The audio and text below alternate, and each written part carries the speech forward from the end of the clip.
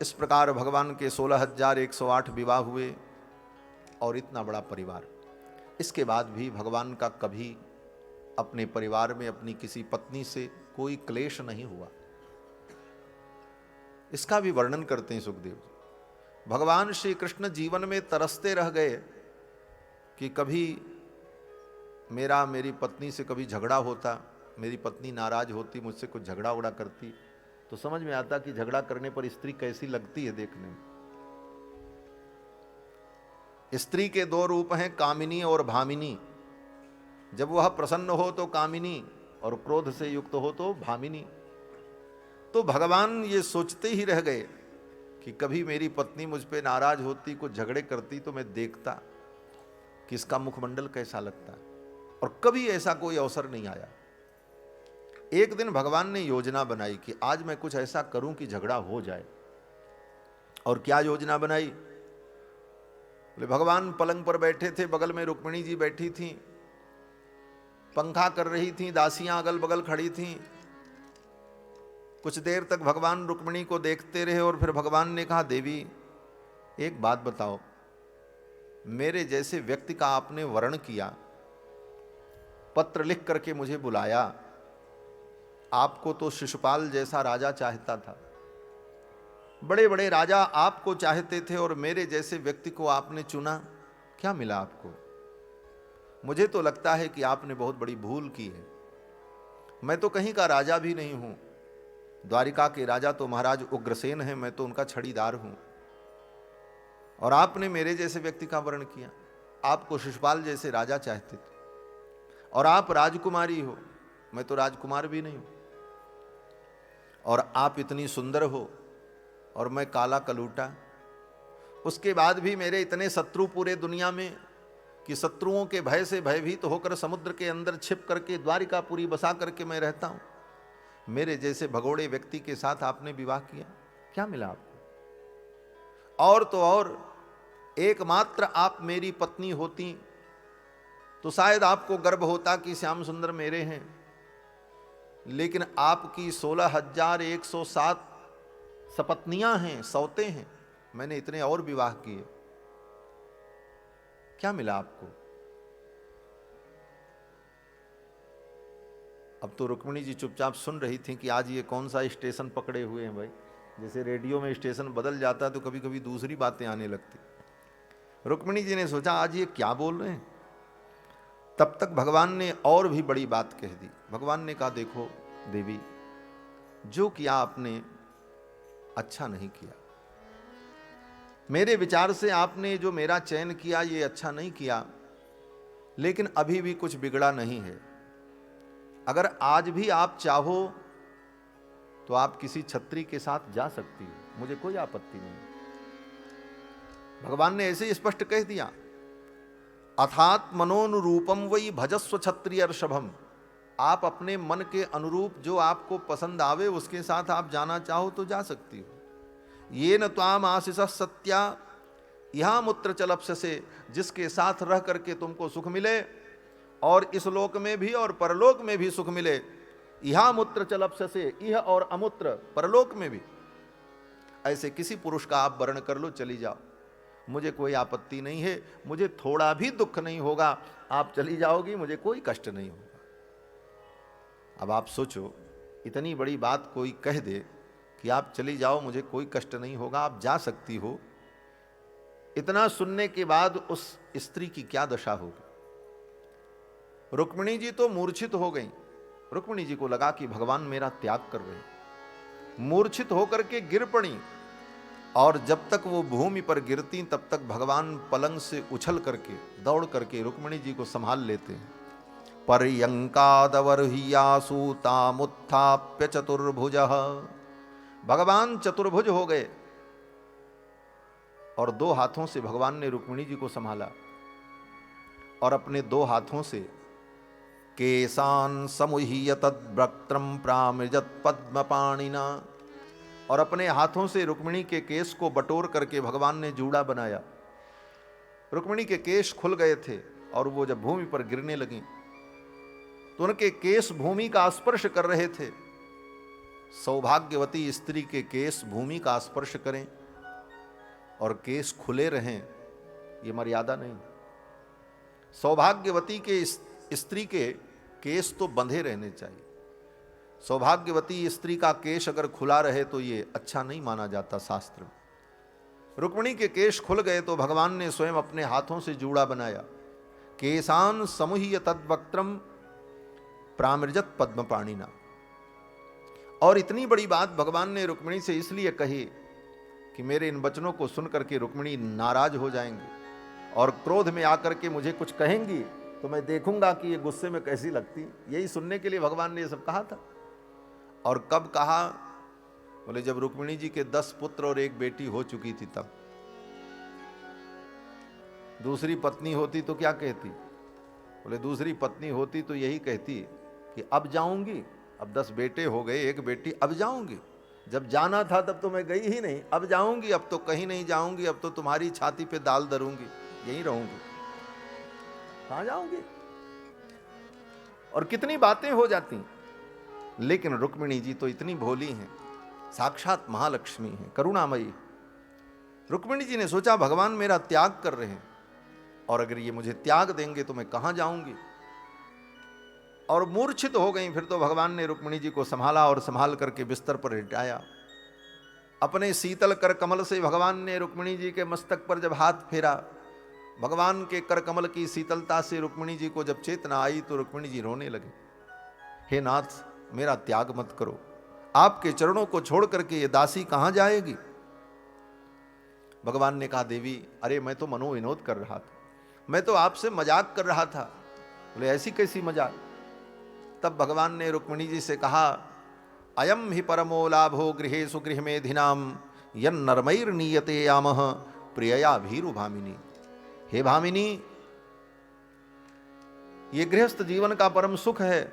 अयम ही परमो लाभो गृहेषु गृहमेधिनाम, गृहस्थ जीवन में रहने का यह भी एक लाभ है, सुख है। बोले क्या सुख है? यन्नर्मैर्नीयते यामः, कभी कभी कुछ खटपट हो जाए। खटपट भी होना जरूरी है, भगवान कह रहे हैं। कुछ खटपट हो जाए तो फिर क्या बोले, तब खटपट हो जाने पर प्रेम और बढ़ जाता है। जैसे केवल मीठा मीठा रसगुल्ला खाते रहो तो मन ऊब जाता है, तब बोले थोड़ी चटनी खाओ, थोड़ा अचार खाओ, फिर उसके बाद खाने का मन होता। उसी प्रकार गृहस्थ जीवन में थोड़ा कभी कभी नोक झोंक, कभी कुछ खटपट, ये सब चलती रहती है, तभी ये गृहस्थ की यात्रा सुखद बनती है।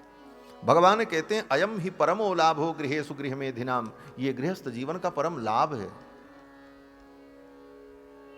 यन्नर्मैर्नीयते यामः, जहां पर नर्म मजाक मनोविनोद हास परिहास के द्वारा सुख का अनुभव होता है और मंगलमय समय व्यतीत होता है। रुक्मिणी जी ने कहा प्रभु यही सब आपको करना है और कहना है, तो जो 16,107 हैं उनको जाकर के आप सुनाओ, हमको ये सब बातें नहीं अच्छी लगती। रुक्मिणी जी परम शांत और परम गंभीर हैं, साक्षात महालक्ष्मी का अवतार है। इनका गांभीर्य, इनका धैर्य अद्भुत है। इस प्रकार से भगवान की गृहस्थी का वर्णन करते। एक दिन देवर्षि नारद, आगे वर्णन आता है भगवान के पौत्र के विवाह का। प्रद्युम्न जी महाराज जो भगवान के पुत्र हैं, उनके पुत्र अनिरुद्ध, उनका विवाह बाणासुर की बेटी उषा के साथ हुआ। इस विवाह का वर्णन भी सुखदेव जी ने सुनाया। बाणासुर प्रहलाद जी का प्रपौत्र है। प्रहलाद जी के पुत्र विरोचन, विरोचन के पुत्र महाराज बलि और बलि के पुत्र बाणासुर। बाणासुर की बेटी उषा, उषा ने स्वप्न में भगवान के पौत्र अनिरुद्ध को देखा और उषा ने भगवान को अपना, वो अनिरुद्ध को अपना प्रियतम मान लिया। जब नींद खुली तो उषा ने अपनी सहेली चित्रलेखा से कहा कि मैंने आज स्वप्न में एक पुरुष को देखा है और उसी को मैंने अपना स्वामी मान लिया। चित्रलेखा ने कहा वो कैसा है, कौन है? तो जैसे जैसे उषा ने बताया, चित्रलेखा ने वैसा चित्र बनाया। एक बार चित्र बनाया तो कृष्ण भगवान का चित्र बन गया। दोबारा बनाया तो प्रद्युम्न जी का चित्र बना। तीसरी बार में अनिरुद्ध का चित्र जब बना दिया, बोले यही है, बोले हाँ यही है। फिर तो श्री अनिरुद्ध जी का जब चित्र बना दिया तो उषा ने कहा बस यही मेरे पति हैं। फिर तो उसकी सहेली चित्रलेखा ने रातों रात अनिरुद्ध जी का अपहरण कर लिया और उनके महल से लाकर के उषा के महल में रख दिया। 4 महीने तक अनिरुद्ध उषा के महल में थे। बाद में जब पता चला बाणासुर को, तो बाणासुर ने अनिरुद्ध को बंदी बना लिया। और फिर ये बात जब भगवान श्री कृष्ण को पता चली तो भगवान श्री कृष्ण ने जाकर के बाणासुर से युद्ध किया है और उस युद्ध में बाणासुर को पराजित करके बाणासुर की 996 भुजाओं को काट दिया। बाणासुर जान गए कि ये भगवान हैं, साक्षात ईश्वर हैं, और फिर विराजे महाराज। बोलो श्री सीता रामचंद्र भगवान की जय। जय श्री राधे श्याम।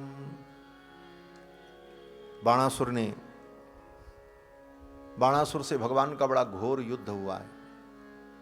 इस युद्ध का वर्णन बड़े विस्तार से किया है, अन्य पुराणों में भी है।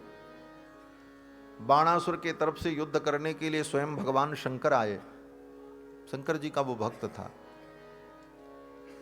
शंकर जी के संपूर्ण परिवार के लोग युद्ध करने आ गए और सबको भगवान ने पराजित कर दिया।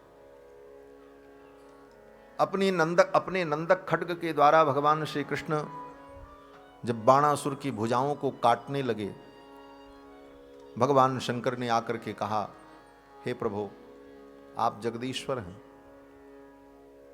आपको मैं रोक नहीं पाऊंगा, आप जो चाहेंगे कर सकते हैं, सर्वसमर्थ हैं।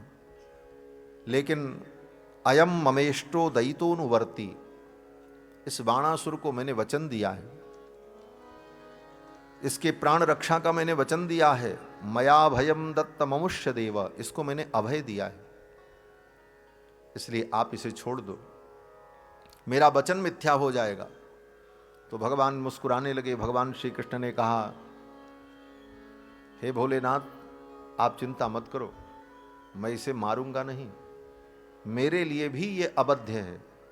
अबध्यो यम ममाप्येष वैरोचनि सुतोसुरा, ये मेरे लिए अबध्य है, मैं इसे नहीं मारूंगा।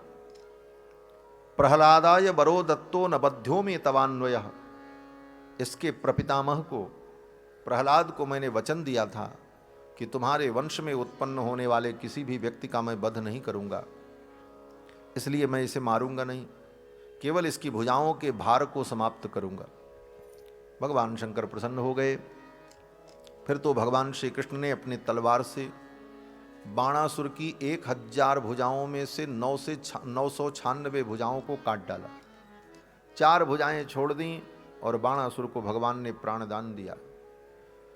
जब प्रहलाद की रक्षा के लिए भगवान नरसिंह प्रकट हुए थे, हिरण्यकश्यपु का वध किया। बाद में प्रहलाद जी ने भगवान से जब प्रार्थना की तो प्रार्थना करते हुए प्रहलाद जी ने कहा था, प्रभु आप मेरे ऊपर कृपा करो, मेरे पिता की दुर्गति न हो, मेरे पिता को आप क्षमा कर दो। इन वचनों को सुनकर भगवान भाव विभोर हो गए। भगवान ने कहा, प्रहलाद आज तो क्रोध में आकर के, आवेश में आकर के मैंने तुम्हारे पिता का वध कर दिया, तुम्हारे संबंधी का मैंने वध कर दिया, लेकिन जाओ, आज मैं वचन देता हूं, तुम्हारा संबंधी अगर कोई होगा, तुम्हारे वंश में उत्पन्न होगा, तो कितना भी बड़ा अपराध वो करे, मैं उसे मृत्युदंड नहीं दूंगा। ये विशेष वरदान भगवान ने प्रहलाद को दिया था। आज कृष्णावतार में भगवान शंकर जी को बता रहे हैं, कहते हैं, प्रहलादाय वरो दत्तो न बध्यो में तवान्वयः, इसके प्रपितामह को मैंने वचन दिया था कि तुम्हारे वंश में उत्पन्न होने वाले किसी व्यक्ति का मैं वध नहीं करूंगा, इसलिए आप निश्चिंत रहो, मैं इसे मारूंगा नहीं, इसकी भुजाओं को काट करके इसके भार को समाप्त करो। फिर तो भगवान ने बाणासुर की 996 भुजाओं को काट दिया, 4 भुजाएं छोड़ दी। बाणासुर का अहंकार समाप्त हो गया। फिर तो बाणासुर ने अपनी बेटी उषा का कन्यादान कर दिया और उषा को लेकर अपने पौत्र अनिरुद्ध को लेकर के भगवान आए हैं। इसके बाद कथा आती है कि भगवान ने अपने पुत्रों को बड़ा सुंदर उपदेश किया है। भगवान जानते हैं कि मेरे वंश का विनाश जब कभी भी होगा तो ब्राह्मणों के शाप से ही होगा, और तो कोई मेरे यदुवंशियों को जीत नहीं सकता, मेरे वंश के लोगों को पराजित नहीं कर सकता। अगर ये मारे जाएंगे, समाप्त होंगे, तो ब्राह्मण के शाप से ही समाप्त होंगे। इसलिए भगवान ने विचार किया कि कहीं ऐसा न हो कि समय से पहले ही इनका विनाश न हो जाए।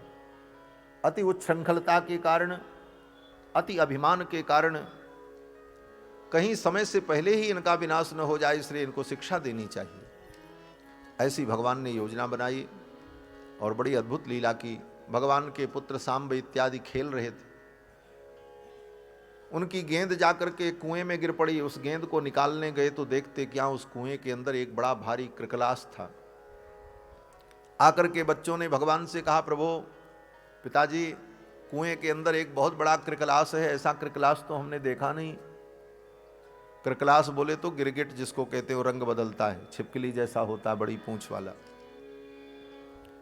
आकर के बालकों ने जब कहा तो भगवान गए और भगवान ने जाकर के अपने हाथ से उस कृकलास को पकड़ा और पकड़ करके बाहर निकाला। भगवान के कर का स्पर्श होते ही वो कृकलास, वो गिरगिट जो था, उसका शरीर गायब हो गया, वो राजा के रूप में प्रकट हो गया।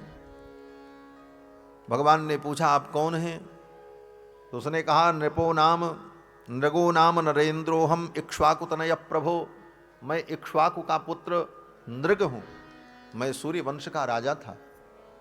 ब्राह्मण के शाप से ही मुझे ये कृकलास योनि प्राप्त हुई। राजा नृग ने अपनी संपूर्ण कथा सुनाई। राजा नृग ने कहा कि मैं प्रतिदिन 1,00,000 गाय का दान करता था ब्राह्मणों को। एक दिन महाराज नृग ने गाय का दान किया। ब्राह्मण गाय को लेकर के अपने घर गए। संजोग से उन गायों में से एक गाय भाग करके फिर राजा की गौशाला में आ गई। दूसरे दिन प्रातः काल फिर 1,00,000 गाय का दान करने के लिए महाराज जब उपस्थित हुए तो सेवकों ने सब गायों को तैयार किया, उस गाय को भी ला करके खड़ा कर दिया। अब जहां रोज 1,00,000 गाय का दान हो रहा, वहां कौन पहचाने, कौन याद रखे, इतना बड़ा काम दाम था। ला करके उस गाय को भी खड़ा कर दिया और महाराज भी नहीं समझ पाए, महाराज ने दूसरे ब्राह्मण को दान कर दिया। तब तक वो पिछले दिन का ब्राह्मण देखा, मेरी एक गाय कहाँ गई। उसने सोचा जहां से आई है वहीं गई होगी और कहाँ जाएगी। खोजते खोजते वो ब्राह्मण देवता राजा के यहाँ पहुंचे। तब तक महाराज उस गाय का दूसरे ब्राह्मण को दान कर रहे थे, दान कर चुके थे। ब्राह्मण ने कहा, महाराज ये मेरी गाय है, मेरी गौशाला से भाग करके आई है, कल आपने इस गाय का मुझे दान किया था, ये मेरी है। वो ब्राह्मण सत्य बोल रहे थे, झूठ नहीं बोल रहे। ब्राह्मण ने कहा, महाराज कल इस गाय का आपने दान किया था, ये गाय मेरी है और मेरी गौशाला से भाग करके यहां आई है, मैं इसे लेने आया हूं। और अभी अभी जिस ब्राह्मण को दान किया, उन ब्राह्मण ने कहा, नहीं महाराज ये गाय मेरी है, अभी अभी आपने मुझे दान किया है।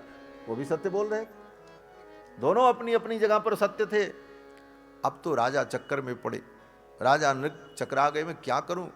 कभी इस ब्राह्मण की ओर देखते, कभी उस ब्राह्मण की ओर देखते, दोनों अपनी अपनी बात पर अड़े रहे, गाय मेरी है, गाय मेरी है। महाराज नृग मौन होकर के इस दृश्य को देख रहे थे, उनके पास कोई उपाय नहीं सूझ रहा था। अंत में दोनों ब्राह्मणों को क्रोध आ गया कि ये राजा बहुत बड़ा दानी बनता है, एक ही गाय का 2 बार दान किया, इनको भी दिया, हमको भी दिया, और ब्राह्मणों में झगड़ा लगा दिया। अब ये झगड़ा करें हम लोग, सिर फोड़ें एक गाय के लिए। और ये सब कुछ हुआ तो इसके अज्ञान के कारण हुआ। अब तो महाराज दोनों ब्राह्मणों ने क्रोध में शाप दे दिया, बोले जाओ कृकलास हो जाओ। जैसे कृकलास रंग बदलता है, कभी लाल हो जाता, कभी हरा हो जाता, उसी प्रकार तुम रंग बदलते हो, शाप दे दिया। वे महाराज नृग ही कृकलास बन गए। चरणों में गिर करके उन ब्राह्मणों के प्रार्थना की, मेरा उद्धार कैसे होगा। ब्राह्मणों को दया आ गई, उन दोनों ने कहा, जाओ शाप तो दे दिया है, लेकिन द्वापर में जब भगवान श्री कृष्ण का अवतार होगा तो उनके करारविंद का स्पर्श प्राप्त करके तुम इस योनि से मुक्त हो जाओगे, तुम्हें भगवान का दर्शन प्राप्त होगा। संत महापुरुषों का क्रोध भी जीव का कल्याण करता है। इसीलिए कहा गया क्रोधोपि देवस्य वरेण्य तुल्य, श्रेष्ठ जनों का क्रोध भी वरदान के समान होता है। क्रोधोपि देवस्य वरेण्य तुल्य, श्रेष्ठ जनों का क्रोध भी वरदान के समान होता है। पहले तो बुरा लगता है, इन्होंने क्रोध किया, डांट दिया, लेकिन महापुरुषों का क्रोध भी जीव का कल्याण करता है। अहिल्या को शाप दे दिया महर्षि गौतम ने, जा तू पत्थर हो जा। अहिल्या पत्थर हो गई। अहिल्या ने कहा महाराज मेरा उद्धार कब होगा? बोले यदा तो एतद वनम घोरम रामो दशरथात्मजः, जिस दिन दशरथ नंदन राम इस वन में आएंगे, आगमिष्यति दुर्धर्षः तदा पूता भविष्यति, राम जी के आते ही तू पवित्र हो जाएगी, उनका दर्शन तुझे मिलेगा। अहिल्या पड़ी रही, हजारों वर्षों तक पत्थर बन करके पड़ी रही। राम जी जब आए, राम जी का जब दर्शन हुआ तो अहिल्या ने यही कहा, अहिल्या ने कहा कि महर्षि गौतम ने मुझे शाप दिया, बहुत अच्छा किया। अगर वो शाप न देते तो आज मुझे राम जी का दर्शन कहां होता। मुनि श्राप जो दीना अति बल कीना, परम अनुग्रह में माना। मुनि शाप जो दीना, अति बल कीना, परम अनुग्रह में माना। परम अनुग्रह में माना। परम अनुग्रह में माना। अहिल्या ने यही कहा कि मुनि शाप जो दीना अतिभल कीना, शाप दिया बहुत अच्छा किया। उन्होंने तो अनुग्रह किया, अगर वो शाप न देते तो मुझे राम जी का दर्शन कहां होता। तो महात्माओं का, ऋषि मुनियों का, ब्राह्मणों का क्रोध और शाप भी जीव का कल्याण करते। तत्काल भले लगे कि ये क्या हो गया, लेकिन उसका भविष्य, उसका परिणाम अच्छा ही होता। एक सज्जन कहते थे महाराज ये महात्मा लोग कैसे थे, ऋषि मुनि लोग, इनका कोई दूसरा काम नहीं था, केवल खाते थे और दूसरों को शाप देते थे बस। पूरी रामायण पढ़ लो, भागवत पढ़ो, महाभारत पढ़ो, हर पुराण की कथा शुरू होगी तो कहां से? बोले अमुक ऋषि ने अमुक व्यक्ति को शाप दिया, यहीं से कथा शुरू होती। रामायण पढ़ो तो क्या बोले? नारद जी ने शाप दिया, उन्होंने शाप दिया, शाप से ही कथा शुरू होती। सनकादिकों ने शाप दिया, 3 जन्म राक्षस हो जाओ जय विजय को, तब भगवान का अवतार हुआ। तो इन कथाओं को पढ़ने के बाद, सुनने के बाद लगता है महात्माओं को दूसरा काम नहीं था, केवल खाते थे और शाप देते थे लोगों को बस, और कोई काम नहीं था। लेकिन विचार करना, जिनके शाप का परिणाम इतना दिव्य होता था, पूरी रामायण भागवत महाभारत सब पढ़ लेना, जिस जिस को शाप दिया है मुनियों ने, महात्माओं ने, उन सब को भगवान की प्राप्ति हुई, सबको भगवान मिले। महाराज सोचो, जिसके शाप में इतनी ताकत है कि वो शाप दे दे तो उसे भगवान मिल जाते हैं, वो वरदान देता होगा तो उसमें कितना आनंद होगा। ये मुनियों का शाप अद्भुत है। मुनि शाप जो दीना अति भल कीना, इंद्र को शाप दे दिया, बोले जाओ तुम्हारे शरीर में 1000 छिद्र हो जाए, गौतम महर्षि ने। इंद्र को बड़ा दुख लगा। बाद में भगवान ने कहा, जब राम जी का, वो गौतम महर्षि ने कहा जब राम जी का विवाह देखोगे तो तुम्हारे शरीर के ये जितने छिद्र हैं सब नेत्र बन जाए।